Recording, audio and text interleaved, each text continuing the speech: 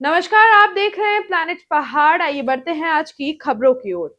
कांग्रेस नेता प्रताप सिंह खाचरियावास ने अरावली पर्वतमाला के संरक्षण को लेकर अब एक नया नारा दिया है। उन्होंने कहा है, अरावली बचाओ जीवन बचाओ। इसके साथ ही उन्होंने मौन सत्याग्रह का भी आगाज किया है। खाचरियावास रविवार सुबह 11 बजे अपने निवास खाचरिया हाउस से सिविल लाइंस पैदल मार्च करते हुए अम्बेडकर सर्किल पहुंचेंगे, जहां वे डॉक्टर भीमराव अंबेडकर की प्रतिमा के समक्ष 45 मिनट का मौन सत्याग्रह करेंगे।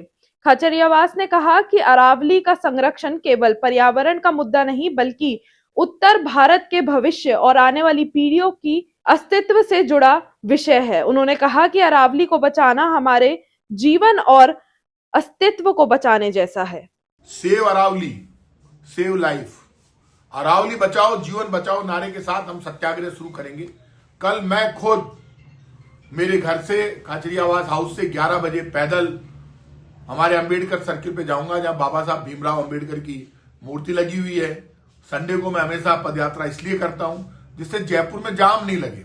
कल 45 मिनट तक वहां बैठकर बाबा साहब की छाया में बैठकर उनका आशीर्वाद लेकर और हम सत्याग्रह शुरू करेंगे, क्योंकि हमें मारने की तैयारी है। भारत सरकार की एक कमेटी ने गलत राय दे दी सुप्रीम कोर्ट को।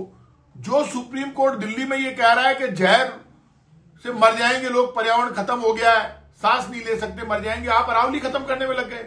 आपने ये कह दिया 100 मीटर से ऊपर जो पहाड़ियां हैं वो अरावली की पहाड़ियां मानी जाएगी। ये अरावली कोई बीजेपी या कांग्रेस की सरकार की बनाई हुई नहीं है। डेमोक्रेसी लागू हुई उससे पहले से अरावली है। अरावली के लिए तो कहते हैं कि विंध्याचल अरावली का वैभव बिखरा पड़ा हुआ। विंध्याचल की अनुपम शोभा सारे जग से न्यारी है, हरी भरी भारत की धरती हमको कितनी प्यारी है। तो अरावली और विंध्याचल का तो अनुभव और वैभव पूरी दुनिया जानती है। इसी अरावली से हमारा खेत है, खलिहान है, पानी है, पर्यावरण है, ऑक्सीजन है, इसी से हमारे घर है, इसी से हमारा जीवन है।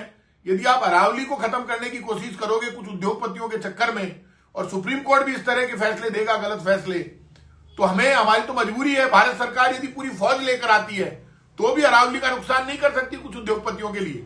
भारत सरकार को यह फैसला पहले अपनी कमेटी से राय बदलनी होगी, वापस सुप्रीम कोर्ट में जाकर कहना होगा यह फैसला बिल्कुल गलत है। हम खुद अरावली बचाओ जीवन बचाओ के मुद्दे पर सत्याग्रह करेंगे। कल सुबह 11 बजे मेरे घर से हम पैदल जाएंगे। मेरे घर से मैं पैदल जाऊंगा मेरे घर से कल 11 बजे, और 11:15 बजे मेरे घर से निकलूंगा और सचिवालय के पास में जो अंबेडकर साहब की मूर्ति लगी हुई है वहां पर, कल संडे है, वहां 45 मिनट तक उस मूर्ति के पास बैठकर और सत्याग्रह की हम शुरुआत करेंगे। 45 मिनट तक वहां बैठूंगा। मेरे घर से मौन रूप से निकलेंगे।